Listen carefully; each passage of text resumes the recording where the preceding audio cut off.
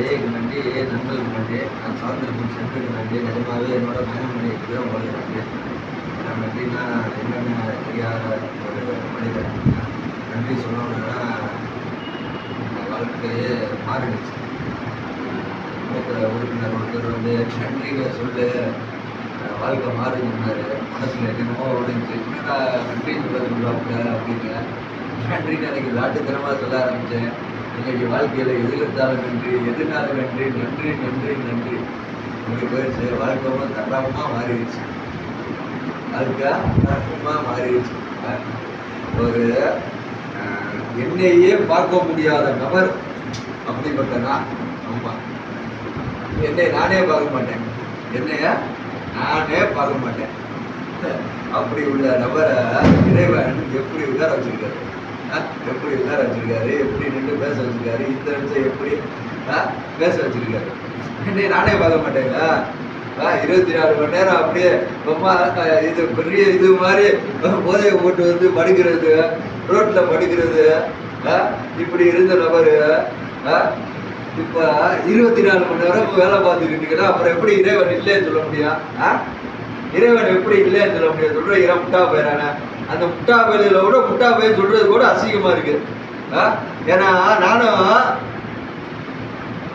சின்ன வயசுல இறைவன் இருக்கிறாருன்னு நம்பிட்டு, குடிகாலத்துல இறைவனை இல்லைன்னு நம்பிட்டு ரெண்டையும் பார்த்து இப்ப இறைவன் தாண்டா அப்படின்னு வாழ்ந்துக்கிட்டு இருக்கேன். ஒரு ரீதி இறைவன் இல்லைன்னு சொல்ற ரீதி, ஒரு ரீதி இறைவன் இருக்கிறாங்கன்னு சொல்ற ரீதி. பயபக்தியோட இருந்த ஒரு நபரு குடி அண்டிங் ஆகி சைக்காட்ரிக் தானே அண்டிங் ஆகி போதை அண்டிங் ஆகி இறைவன் தான் இல்லடா அப்படின்னு சொன்ன ஒரு இதுவும் ஆகி ரெண்டையுமே பார்த்துட்டு இறைவன் தாண்டா வாழ்க்கை அப்படின்னு இதுல எவ்வளோ ஒரு ஒரு எவ்வளோ கிரியேட் பண்றாரு, எப்படி கிரியேட் பண்றாரு, எப்படி ஒரு அதுதான் வர்ணிக்க வார்த்தையே இல்லை, வர்ணிக்க வார்த்தையே இல்லை. நிஜமாவே இதெல்லாம் வாரம் இல்லை 15 நாளைக்கு ஒரு தடவை ஷேரிங் வருவேன். வர வாய்ப்பு இல்லை, வர வாய்ப்பு ரொம்ப இதாக இருக்கு. ஆனால் ஒரு 3 வருஷத்துக்கு ஒரு 1.5 நம்ம சென்றாலும் சொன்னேன், 1.5 வருஷத்துக்கு மேலே ஆயிடுச்சு. அதுக்கு முன்னாடினா ரெகுலர் மீட்டிங் அப்படியே அந்த 6:30 ஆணுச்சுன்னா போதும் மண்டேல அப்படியே மீட்டிங்னு கிளம்புனவேன். அப்புறம் சென்று அந்த இறைவன் மீட்டிங் மெம்பர்ஸ் ஒரு வாழ்க்கை கொடுத்துருக்காங்க, இதில் பயணம் பண்ண ஆரம்பித்தான். அதுக்கப்புறம் சரி நம்மளும் ப்ரோக்ராமில் இருக்கணும், இன்னமும் இருக்கேன் ப்ரோக்ராமில் இருக்கணும் அப்படின்னு சொல்லி வாரம் இல்லை 10 நாளைக்கு ஒரு தடவை இல்லை 15 நாளைக்கு ஒரு தடவை உள்ள வந்து ஷேரிங் பண்ணேன். அந்த வரைக்கும் போயிட்டு அப்படியே போயிட்டு. ஆனால் ப்ரோக்ராமை விட்டேன்னா நான் எங்கே போவேன்னு எனக்கு தெரியும். ஆனால் ப்ரோக்ராமில் தான் இருக்கேன். 24 மணி நேரம் விழிப்புணர்ச்சியோட இருக்கேன், ப்ரோக்ராமில் இருக்கேன். நிஜமாவே இன்னைக்கு 3வது விழிமுறை, 3வது கோட்பாடு ஸ்டார்ட் ஆகிடுது. 3வது விழிமுறை, 3வது கோட்பாடு. நாங்கள் புரிந்து கொண்ட இறைவன் பொறுத்து எங்கள் சித்தத்தையும் வாழ்க்கையையும் ஒப்படைக்க முடிவு செய்தோம். குடியை நிறுத்த வேண்டும் என்ற விருப்பமே 7 உறுப்பினருக்கு ஒரே கோட்பாடு. வழிமுறை வந்து எனக்காண்டி, கோட்பாடு வந்து நமக்காண்டி. எனக்கு ஏஐல சொல்லி கொடுத்தாங்க. வழிமுறை வந்து எனக்காண்டி செல்ஃபிஷ், கோட்பாடு வந்து நமக்காண்டி. அந்த இது பிளவுபடக்கூடாது, அது செயலாற்றுகிறது. உண்மையாகவே செயலாற்றுகிறது, ஏஏ செயலாற்றுகிறது. நிஜமாக ஏஏ இல்லாட்டி ஏஏ மீட்டிங் மெம்பர்ஸ் தெரிஞ்சிருக்க மாட்டாங்க. ஏஏ மீட்டிங் மெம்பர்ஸ் தெரியாட்டி ஏஏ ப்ரோக்ராம் தெரிஞ்சிருக்காது. நிஜமா அப்புறம் எப்படி செயலாற்ற இல்லைன்னு சொல்லுவான்? செயலாற்றுறது எப்படி இல்லைன்னு சொல்ல முடியும்? நிஜமாவே சென்று எனக்கு கிடைச்சனால ஏஏ கிடைச்சிச்சு. ஏஏ கிடைச்சனால ஏஏ மீட்டிங் மெம்பர்ஸ் கிடைச்சாங்க. மீட்டிங் மெம்பர்ஸ் கிடைச்சனால ப்ரோக்ராம் தெரிஞ்சிச்சு. அப்புறம் எப்படி எல்லாத்தையுமே மறக்க முடியும்? எனக்கு பார்த்த ட்ரீட்மெண்ட் பார்த்த எல்லாத்தையும் மறந்துட முடியுமா? மறக்க முடியாது. எனக்கு பார்த்த சென்று மறந்துட முடியுமா? மறக்க முடியாது. ஏஏ மறந்துட முடியுமா? மறக்க முடியாது. ஏஏ மீட்டிங் மெம்பர்ஸை மறந்துட முடியுமா? மறக்க முடியாது. ஏன்னா இப்போ ப்ரோக்ராமில் வாழ்ந்துக்கிட்டு இருக்கேன். அவங்க நேரம் மறந்தா வாழ்க்கையை முடிஞ்சு போச்சுன்னு அர்த்தம். வாழ்க்கையே முடிஞ்சு போச்சுன்னு அர்த்தம். ப்ரோக்ராமரா அப்படியே டாட்டா அப்படின்னு சொல்லிட்டேன்னா எனக்கும் டாட்டா, அவ்வளோதான். எனக்கு அதாவது ஒரு வாசம் வரும், செயலற்ற நம்பிக்கை செத்த நம்பிக்கை, செயலற்ற நம்பிக்கை செத்த நம்பிக்கை. நிஜமாவே என் வாழ்க்கையில அதுக்காக உண்மை. சும்மா செயலே இல்லாம நீங்க நடந்துருங்க போய் பாரு, நீ பாரு, நேண்டா நீ எனக்கு பாரு. செயலற்ற நம்பிக்கை செத்த நம்பிக்கை. ஒரு காலத்துல செயலே இல்லாம அவங்க காப்பாத்துவாங்க இவங்க காப்பாத்துவாங்க அப்படின்னு சொன்ன காலம் தான் ஒரு போய் இப்ப என்ன வாழ்க்கைக்கு என்ன தேவை? 3 நேரம் சாப்பாடு தேவை, இருக்கிறதுக்கு ஒரு இடம் தேவை, ஆடை தேவை, ஒரு வேலை தேவை. இதுக்கு மேல என்ன வேணும்? குடிக்கணும்னா போதை போடணும்னா அப்படியே அப்படின்னு போயிட்டு இருக்கு. இப்படியே மண்டையில போட்டு ஒரு காலத்துல ஓடிட்டு இருந்தேன். எதுக்கு எடுத்தாலும் சந்தோஷம்னால பொம்மாலக்க குடிக்க போ, துக்கம்னால மத்தாலக்க குடிக்க போயிருந்தா கடா. யாருக்கு சந்தோஷம் இல்லை, யாருக்கு துக்கம் இல்லை, யாருக்கு இல்லை. இன்னைக்கு முதலமைச்சர் பிறந்த நாள் போட்டிருக்காங்க, அவர் குடிக்கணும்.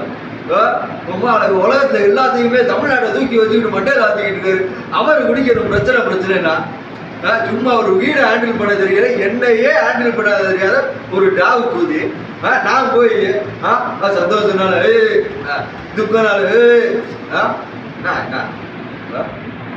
இது நான் வாழ்க்கையா வாழ்ந்துகிட்டு இருந்தேன். இப்ப எந்த பிரச்சனைக்கும் தீர்வை குடி இல்லைன்னு புரிஞ்சுக்கிட்டேன், எந்த பிரச்சனைக்கும் தேவை போதை இல்லைன்னு புரிஞ்சுக்கிட்டேன், எந்த பிரச்சனைக்கும் தேவை சைக்காட்டிக் தனம் இல்லைன்னு புரிஞ்சுக்கிட்டேன்.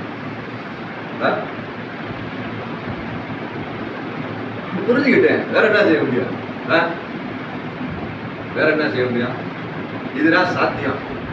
இல்லை உண்மைதானுங்க. நம்ம மதுரையில குடிக்கணும்னா கலெக்டர் வந்து குடிக்கணும் ஃபர்ஸ்ட். இந்த பிரச்சனை இந்த அதுவும் சங்கீதா மேடம் இப்போ இருக்காங்க, லேடிஸ்லாம் குடிக்கணும். அவன் எங்க இதை சொல்றாங்க அதை சொல்றாங்க, அவங்க குடிக்கணும், அவங்க குடிக்கல. முதலமைச்சர் குடிக்கல, தமிழ்நாட்டை ஆள்றவர் அவர் குடிக்கல. அப்புறம் எதுக்கு நான் குடிக்கணும்? அப்புறம் எதுக்கு நான் குடிக்கிறோம்? சந்தோஷம்னா பீக்குக்கு போறது, டவுனுனா டவுனுக்கு போறது. ஆனா குடிச்சுட்டா நான் என்னைய பார்க்க மாட்டேனே, அப்புறம் எதுக்கு அந்த குடி? குடிச்சுட்டா சமுதாயத்தை பார்க்க மாட்டேனே, அப்புறம் எதுக்கு அந்த குடி? குடிச்சுட்டா என் வீடை பார்க்க மாட்டேனே, அப்புறம் எதுக்கு அந்த குடி? குடிச்சுட்டா என் வேலையை நான் பார்க்க மாட்டேனே, அப்புறம் எதுக்கு அந்த குடி? இதுதான் இந்த மரமண்ட பூதிக்கு அப்ப தெரியல, இப்ப தெரியுது. இந்த மரமண்ட பூதிக்கு மற்ற யாரையும் சொல்லக்கூடாது, இந்த மரமண்ட பூதிக்கு தெரியல, இப்ப தெரியுது. நிஜமா இந்த மாசத்துல இன்னொரு அற்புதம் என்னன்னா, 39 வயசு ஆச்சுங்க, கல்யாணம் பண்ணல. 21 வயசுல செல்ல கல்யாணம் பார்த்தாங்க. அப்ப நம்ம சரியில்லை, கையை அறுக்கிறது, ரோட்ல படுக்கிறது, இப்படியே இருந்தனால குடிக்கிறது, பல ட்ரீட்மெண்ட் போட்டு இருந்தாங்கன்னா ஒரு நபர் ஷாக் வச்சுன்னு சொன்னாங்க ஃபேமிலியில. ஷாக் ஆயிடுச்சு. ஏன்னா அந்த பையனை கொண்டு வரணும், யாருன்னு தான் சொல்ல மாட்டேன், அவனுக்கு தெரியும் இங்க உள்ளவனுக்கு, அவனை கொண்டு வரணும், உட்கார வைக்கணும். இறைவன் இப்ப அதுல ஃபுல்லா ஃபோக்கஸ் நான் காமிக்கணும். இறைவன் அதுக்காண்டி கூட என்னை இந்த நிமிஷம் இப்படி பேச வைக்கலாம், சரிங்களா? ஏன்னா 18 வயசுல ஒரு இதுக்குள்ள கூட்டிட்டு போய் ஷாக் வச்சாங்க. எத்தனை மாசம்? 4 மாசம். அந்த பையனுக்கு எத்தனை ஷாக் வச்சாங்கன்னு தெரியல. 4 மாசம் கூட்டிட்டு போய் ஒரு வாரத்துக்கு ஒருத்தர் ஷாக்கு. வெளியே வந்தேன், குடிச்சேன். திரும்பி 24 வயசுல கூட்டிட்டு போய் திரும்பி இன்னொரு இதுல ஷாக்கு. அங்கேயே 5 நாளைக்கு கொடுத்துருவோம், 3 நாளைக்கு கொடுத்துருவோம். ஒரு 24 வயசுல என்ன இது எப்படி இருந்துச்சுன்னா, காலையில 20 மாத்திரை போட்டாரா நடமாட்டோம், மத்தியானம் 20 மாத்திரை போட்டாரா நடமாட்டோம், நைட் ஒரு 25 மாத்திரையை போட்டாரா தூக்கம், டாக்டர் கன்சல்ட்டோட. இப்படி இருந்துச்சு. ஆனா என்ன செய்யறது, வெளியே வந்தோட குடிச்சுக்கிட்டே இருந்தேன். என்ன செய்யறது? அப்புறம் ஒரு டாக்டர் கணிச்சாரு, ஒரே ஒரு டாக்டர். அப்ப நான் எங்க வீட்டுக்கு என்னன்னு தெரியல, சென்ட்ரு நான் வீட்டுக்கு என்னன்னு தெரியல, இவனை எப்படியாச்சும் காப்பாற்றணும், இவனை எப்படியாச்சும் காப்பாற்றணும் அப்படின்னு ஒரு அக்கறை, ஒரு அது எங்கேயோ கூட்டிட்டு போயிட்டாங்க. வீட்டில் அதுதான் முயற்சி, இங்கே உள்ளவங்க வீட்டில் பார்க்குறாங்க, அதோட எக்ஸ்ட்ரீமாக எங்கள் வீட்டில் தான் கூட்டிகிட்டு போயிட்டாங்க. எக்ஸ்ட்ரீம் உச்சகட்டத்துக்கு கூட்டிகிட்டு போயிட்டாங்க. அம்மாலக இவனை திருத்தியே ஆகணும்டா அப்படின்னு நான் சொல்கிறேன். அம்மாலக நீ எவனாலும் திருத்து, நான் திருந்தவே மாட்டேன் கடைசி வரைக்கும். நீ என்ன வேணாலும் நீ போய் அடப்ப, ஷாக் வைப்ப, இல்லாட்டி அடப்ப, இல்லாட்டி ட்ரீட்மெண்ட்டை கொடுப்ப அப்படின்னு. இப்படிலாம் போயிட்டு வந்துச்சு, ரொம்ப காலமாக போயிட்டு வந்துச்சு. கரெக்டாக 2012 மெட்ராஸில் ஒரு சென்டரில் சேர்த்துக்கிறாங்க. அங்கே எப்படின்னா கவுன்சிலிங் பண்ணிட்டு தான் சேர்ப்பாங்க. அந்த சென்டர் பேர் டிடிகே. இங்கே உள்ள ஒரு சைக்காட்ரிக் டாக்டர் தான் அங்கே அனுப்புகிறாரு. இங்கே என்ன செஞ்சுக்கிட்டேன், அந்த டாக்டர்கிட்ட என்ன இதுனா காலையில் வர சொல்லி மயக்க ஊசி போடுவார். மயக்க ஊசி போட்டு அடுத்து போடுற ஊசி ஃபுல்லாமே உடலுக்கு ஆரோக்கியமானது. ஆனால் அந்த மயக்க ஊசி டாக்டர் வந்தோடனே லைட்டாக நான் கொஞ்சம் மயங்கிடுவேன். அம்மாவுக்கு அந்த போது ரொம்ப பிடிச்சி போச்சு. என்னடா போகிறோம், பாருக்கு போகிறோம், சரக்கு அடிக்கிறோம், கை கால்றான் நடுங்குது, 4 பேர் அடைச்சி குடிக்க வேண்டியதாக இருக்குது. நீங்கள் நீட்டாக இதுவும் போதை மாறுறானடா இருக்குன்னு சொல்லி வீட்டில் அடிக்கடி கூப்பிடுவான். கூட்டிகிட்டு போறியா குடிக்க போவான், கூட்டிகிட்டு போறியா குடிக்க போவான். ஒரு கட்டத்தில் அந்த டாக்டரே வெறுத்துட்டாப்புல. வைத்தியக்காரன் இல்லைன்னா ஏன் குடிக்காரன் அப்படின்னு சொல்லி அவர் தான் ரெஃபர் பண்ணி கொடுக்குறாரு மெட்ராஸுக்கு. எவ்வளோ 24 வயசுல இவ்வளோ தாடி, இவ்வளோ முடி, ஒரு பரதேசி எப்படி இருப்பானோ, ஒரு பிச்சைக்காரன் எப்படி இருப்பானோ அந்த கோலம் கரெக்டாக கூட்டிகிட்டு போகிறாங்க வீட்டில். சென்னை இறங்கி அப்படியே ரோட்டில் போகிற சிகரெட்டு கடையில் கையை உதறது, அம்மா கையை வர்றவங்க கையை போங்கன்னா நீங்களே அப்படின்னு ஓடுறது, சிகரெட் கடையில் இருந்து சிகரெட் அடிக்கிறது. சரி இழுத்துட்டு போய் சென்டருக்கு போய் நிப்பாட்டிட்டாங்க. அங்கே பார்த்தா நம்ம சென்டர் மாதிரி இல்லை. அங்கே வில்லிங்கோட தான் சேர்ப்பாங்க. என்னைய கவுன்சிலிங் எடுத்து ஒரு குடியாரனை என்னைய கவுன்சிலிங் எடுத்து தான் சேர்ப்பாங்க. போய் உட்கார்ந்தேன் 2 தடவை ரிஜெக்ட் ஆகிட்டேன், 3 தடவை உட்கார்ந்தேன் ரிஜெக்ட், 4 தடவை உட்கார்ந்தேன் ரிஜெக்ட். இவனை சேர்க்க முடியாதுன்னு சொல்லிட்டு வெளியே அடிச்சுட்டாங்க. அப்புறம் எங்கள் வீட்டில் கெட்டது எனக்கே எவ்வளோ பவர்னா, நல்லது கூட்டிகிட்டு போனால் அவங்களுக்கு எவ்வளோ பவர் இருக்கும். மூளையை போட்டு கசக்கி அங்கே வச்சு பேசி அதுக்குள்ளே சேர்த்து விட்டாங்க.